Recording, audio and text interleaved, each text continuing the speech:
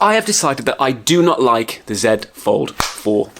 Said it. There we go, said it. Now I know that's probably going to cause a few issues amongst people, but I just don't like the size of it. I just think, look at it, when you fold it there, it's just too thick. Nobody needs a phone that thick. And it's heavy. It's because of its thickness, it's just a heavy phone. It's just uncomfortable. And one little petty thing that would really annoy me is the fact that the fold isn't symmetrical.